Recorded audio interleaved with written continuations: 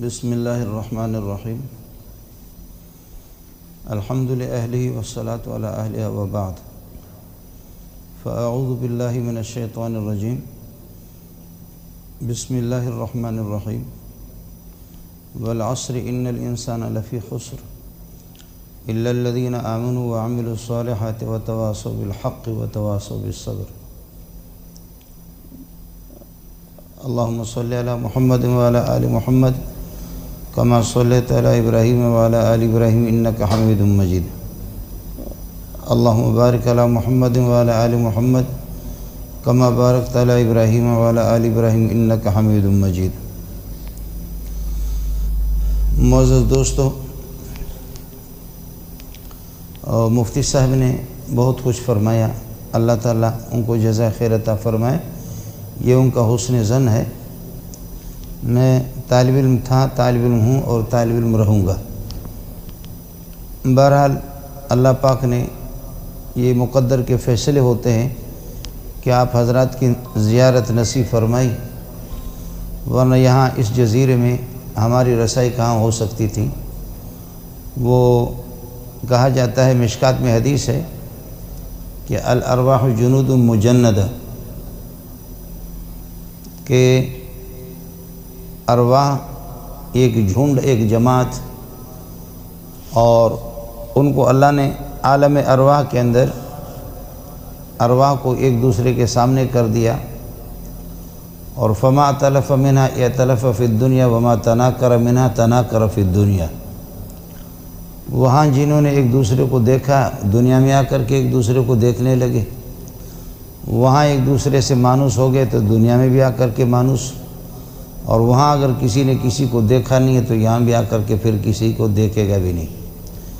شاید وہاں میں نے آپ کو دیکھا اور آپ نے مجھے دیکھا ہو، یاد آپ کو نہیں ہے، مجھے بھی یاد نہیں ہے، لیکن ایک دوسرے کو بہرحال یہ ہے کہ اب ہم نے دیکھ لیا، تو یقینی بات ہے کہ کہاں میں ایک پہاڑی بلوچ اور کہاں آپ حضرات ہندوستان کے معزز لوگ، آپ کی زیارت اللہ نے نصیب فرمائی۔ پٹھان کو کسی نے کہا کہ یہ جو جوڑے بنتے ہیں یہ آسمان سے بنتے ہیں، جوڑے۔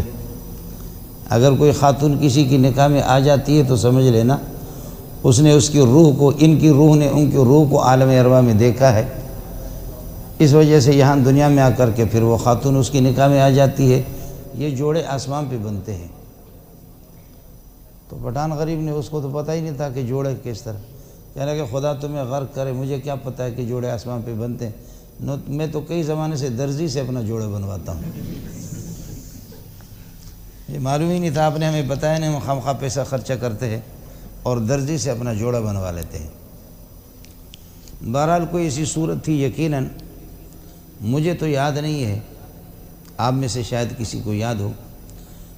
حضرت علی رضی اللہ تعالیٰ عنہ اور اسی طرح کچھ بزرگان دین وہ کہتے ہیں کہ حق تعالی شانہ نے جب وہاں آدم علیہ السلام کی پیدائش سے پہلے عالم ارواح کے اندر تمام روحوں کو، روایت میں آتا ہے کہ چیونٹی کی شکل میں اللہ نے سب کو جمع کیا اور سب سے فرمایا الست بربکم، کیا میں تمہارا رب نہیں ہوں؟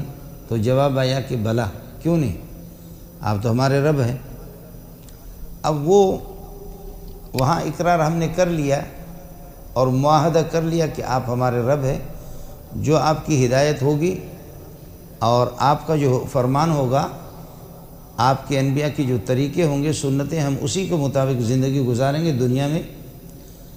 اور پھر آدم علیہ السلام کو جیسے وہاں سے اتارا گیا تو فرمایا کہ اہبطوا مصر، آپ لوگ چلے جائیں، لیکن آگے فرمایا فَإِمَّا يَأْتِيَنَّكُم مِّنِّي هُدًى فَمَن تَبِعَ هُدَايَ، میرے طرف سے ہدایت آئے گی، رہنمائی آئے گی آسمانی کتابوں کے ذریعے سے اور حضرات انبیاء کرام علیہ السلام کے ذریعے سے۔ میں اس وعدے کے آپ کو یاد دہانی کراتا رہوں گا، چونکہ انسان کا ایک معنی یہ بھی ہے اول الناس ناس، انسان کو کہتے ہیں ناس، اول الناس ناس، لوگوں میں سے سب سے پہلا انسان وہ ہے جو بھولنے والا ہے۔ ناس کا معنی انسان کی ہے، اور ناسیون، ناسن کا معنی آتا ہے بھولانے والا بھی۔ انسان بھولتا بھی ہے، تو آپ اس سبق کو تو بھول جائیں گے، لیکن سوالات انبیاء اور اسی طرح آسمانی کتابیں میں اس سبق کو یاد دہانی کرانے کے لیے آپ کے پاس بھیجتا رہوں گا۔ تو بہت سے لوگ تو بھول جاتے ہیں، پھر انبیاء کو اللہ نے بھیجا اور علماء، صلحاء، مفسرین، محدثین وہ یہ سبق یاد دلانے کے لیے مسلسل ہمیں یاد دلاتے رہتے ہیں۔ لیکن حضرت علی رضی اللہ تعالیٰ فرماتے کہ بخدا مجھے وہ گھڑی اب تک بھی یاد ہے۔ یہ نبی کا ایک شاگرد ہے، حضرت کے داماد بھی ہے، چچا زاد بھائی بھی ہے۔ فرماتے بخدا مجھے وہ گھڑی میری روح کو یاد ہے کہ دائیں طرف میرے کون تھے، بائیں طرف کون تھے، کیا کیفیت تھی، کیا عالم تھا، عالم ارواح میں کس طرح حق تعالی شان نے ہم سے وعدہ لیا اور ہم نے کس طرح ان کو وعدہ کیا آپ سے کہ ہم بالکل دنیا میں جا کر کے ہم اس کو پورا کر لیں گے، مجھے ساری کیفیت وہ معلوم ہے۔ تو خدا کے کچھ بندے اس قسم کے بھی ہوتے ہیں۔ بہرحال میں عرض کر رہا تھا کہ شاید میں نے آپ کو وہاں دیکھا اور آپ نے مجھے تو یاد نہیں ہے، ہم بلوچ لوگ تو ویسے بھی بھول جاتے ہیں، احسان فراموش ہے، لیکن آپ کو اگر یاد ہو تو آپ بتا دیں۔ دوستو، یہ اس دنیا کی زندگی میں جو ہم یہاں آئے ہیں، ہم آئے نہیں گئے بلکہ ہمیں یہاں پر لایا گیا ہے۔ ہم خود بخود پیدا نہیں ہوئے، ہمیں پیدا کیا گیا ہے۔ خود بخود پیدا ہونے والی ذات وہی ہے، اس کی نہ ابتدا ہے نہ انتہا ہے۔ اس کو اللہ بھی کہتے ہیں عربی میں، لیکن اردو میں اس کو کہتے ہیں خدا۔ یہ اردو کا لفظ نہیں ہے خدا، یہ ہمارے بلوچ اور فارسیوں کا لفظ ہے۔ اردو والے تو بس کہیں سے کوئی نہ کوئی لفظ لے لیتے ہیں، انگلش بھی لے لیتے ہیں، فارسی بھی لے لیتے ہیں، عربی کو بھی انہوں نے، یہ تو لشکری زبان ہے، تو لفظ ہے عربی میں اللہ، اس کا ترجمہ فارسیوں نے اور بلوچوں نے کیا ہے۔ بلوچی کوئی مستقل زبان نہیں ہے، یہ فارسی کی بگاڑ ہے۔ بس فارسی کے ہر جملے کو بگاڑ کر کے آپ پیش کریں گے، خود بخود بلوچی بن جائے گی۔ تو بلوچی کوئی مستقل زبان نہیں ہے، یہ فارسی کی چربی ہے۔ خدا کا معنی خود آئندہ، خود بخود آیا ہے، اس کو کسی نے پیدا نہیں کیا، خود آئندہ، خود بخود آیا ہے، نہ اس کی ابتدا ہے نہ انتہا ہے۔ اردو والے کہتے ہیں کہ واجب الوجود لذاتی بذاتی لعینہ بعینہ لنفسی بنفسی، وہ بذات خود آیا ہے، اس کو کسی نے لایا نہیں۔ اور ہم لوگ اپنے اختیار سے نہیں آئے، ہم بلا اختیار کے اسی نے ہمیں پیدا کیا کہ ہم اس دنیا کے اندر آ گئے۔ ہمارے پاس کیا پاور ہے؟ خاک پاور ہے۔ پیشاب کو کوئی 1 گھنٹہ روک کر کے دکھا تو دے، پیشاب کے سامنے ہم عاجز ہیں۔ اور اللہ آپ کو بھلا کرے، سردی کے سامنے عاجز ہے، گرمی کے سامنے عاجز ہے۔ اور اسی طریقہ پر یہ کہ اگر کوئی ایک کتا ابھی آ جائے نا مسجد میں تو انشاءاللہ مولوی مزدور کو چھوڑ کر کے اب سارے بھاگ جائیں گے۔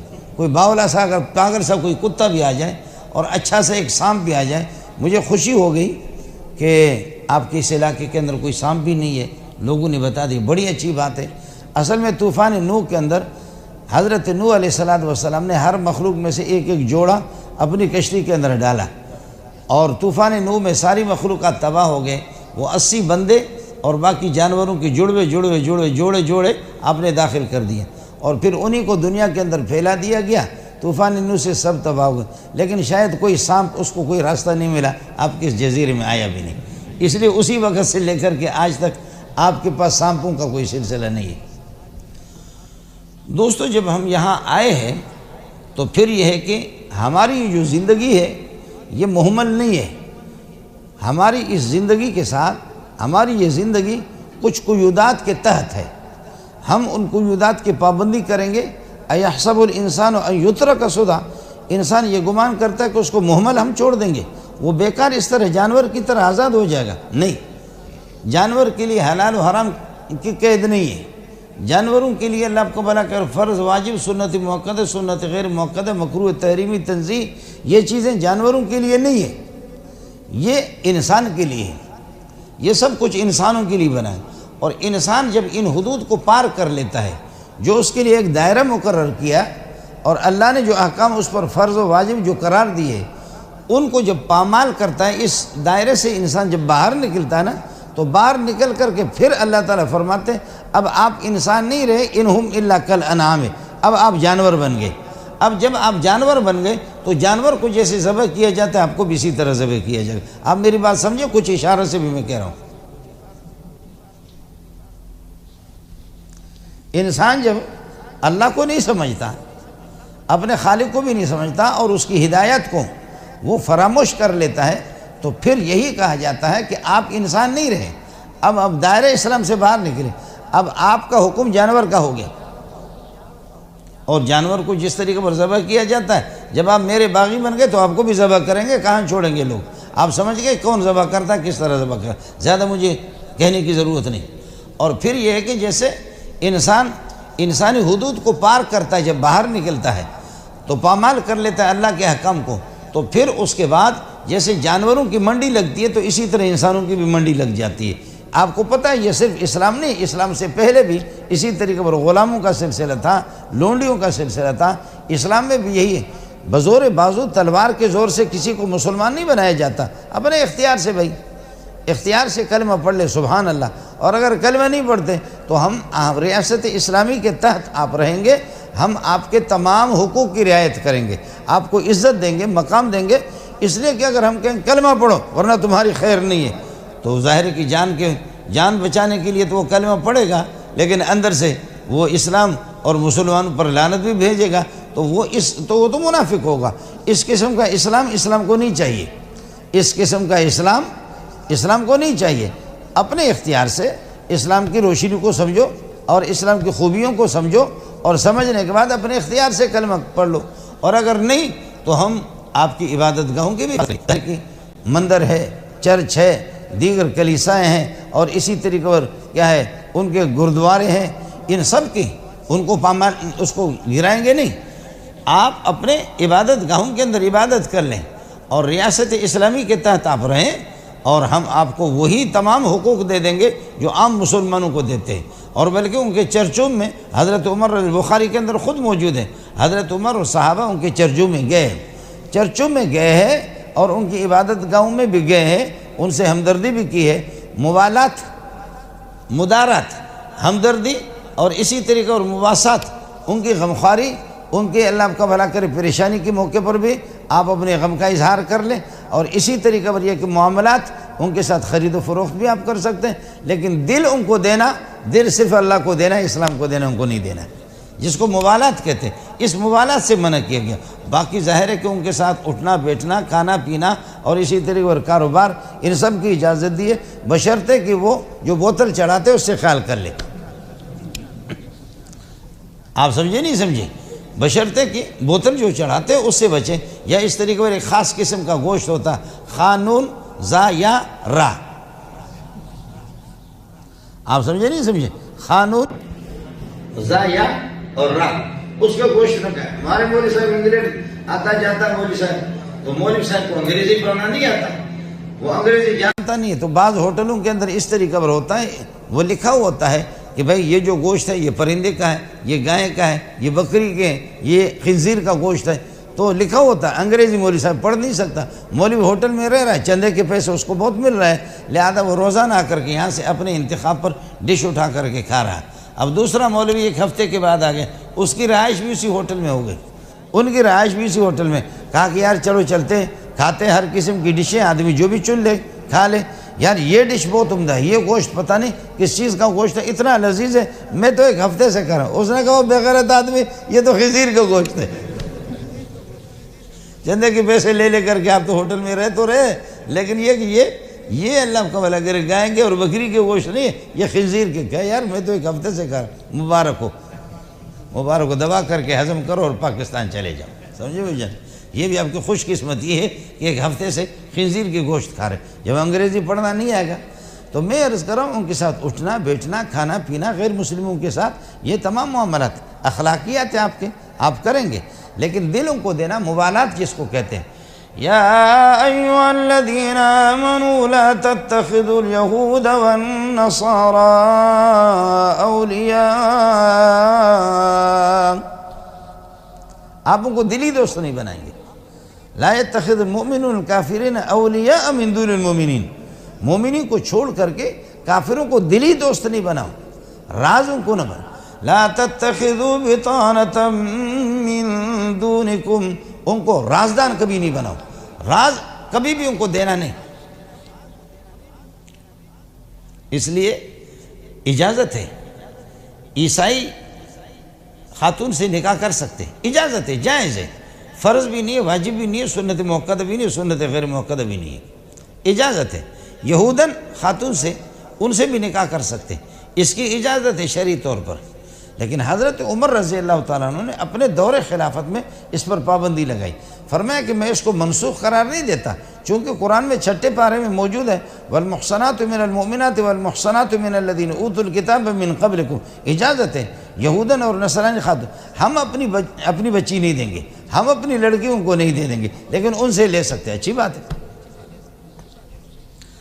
ہم اپنی بہن اور اپنی بیٹیوں کو نہیں دیں گے، ان سے لے سکتے ہیں۔ اور اس میں بھی گروپ ہے، بعض اگر وہ شرک کرنے والے نہ ہوں، بہرحال ہیں ان میں سے کچھ معتدل، جیسے کہ ان میں یعقوبیہ ہے، نستوریہ ہے، ملکونیہ ہے، یہ مختلف قسم کے گروپ ہیں ان کے جو ہماری کتابوں کے اندر آتے ہیں۔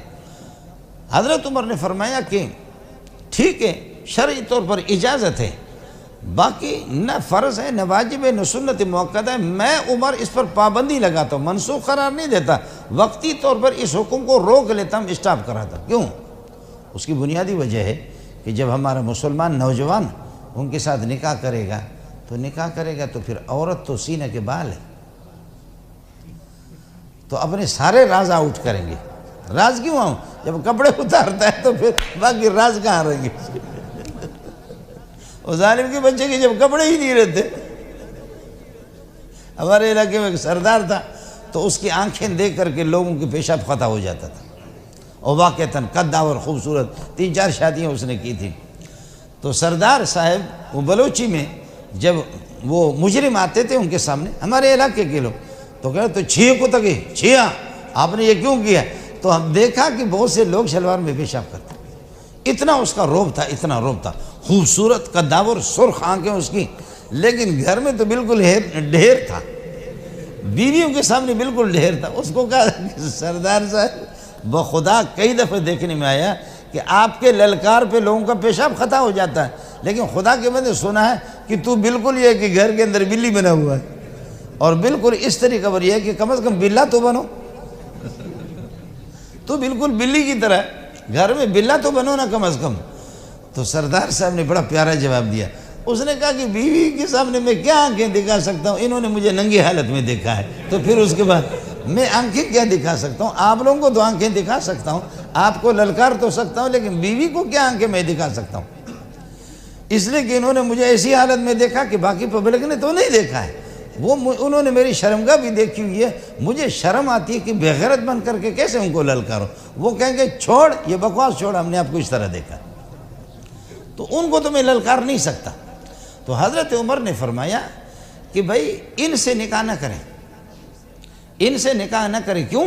اس لیے کہ انی اخاف ان یکون ذلک فتنۃ للنساء المسلمین لحسنہن وجمالہن، کہ یہ سرخی پاؤڈر لگا کر کے اس طریقہ پر اب ہمارے نوجوان ان سے جب نکاح کریں گے اور اس طریقہ پر مسلمانوں کے سارے راز وہ سب کچھ ان کو بتا دیں گے، پھر یہ کہ مسلمانوں کو شکست ہوگی، مسلمانوں کو نقصان ہوگا، اس لیے میں اس کی اجازت نہیں دیتا۔ دوسرا مسئلہ یہ ہے کہ ہماری خواتین جب ہم ان سے نکاح سرخی پاؤڈر لگا کر کے ہم نے دیکھا کہ گوری اس قسم کی آنکھیں ان کی ہوتی ہے، اللہ آپ کو بھلا کرے، بلی کی طرح، تو جب یہ سرخی پاؤڈر لگائیں گے اور جب ان کے ساتھ ہم کریں گے نکاح، ہم نکاح کریں گے تو ہماری بیٹیاں پھر کیا کریں گے؟ ہماری بہنیں کیا مرد کلندر تھا۔ ابھی سعودیہ کی آبادی اتنی نہیں ہے، لیکن 40-45 لاکھ وہ خواتین ہیں کہ کچھ مطلقات ہیں، 40 لاکھ تک تو وہ ہے کہ جو اللہ آپ کا بھلا کرے جن کی شادیاں نہیں ہوئی ہیں سرے سے، اور لاکھوں کی تعداد میں وہ ہے کہ جن کو طلاق پڑی ہے۔ اب اس میں ہندوستانی اردو بولنے والے کو اجازت نہیں ہے کہ ان سے نکاح کرے، بلوچ کو اجازت نہیں ہے، سندھی کو اجازت نہیں ہے، پٹھان کو اجازت نہیں ہے، یہ خود جا کر کے یورپ میں مزے اڑاتے ہیں، تو پھر ہماری بہنیں کیا کریں گے؟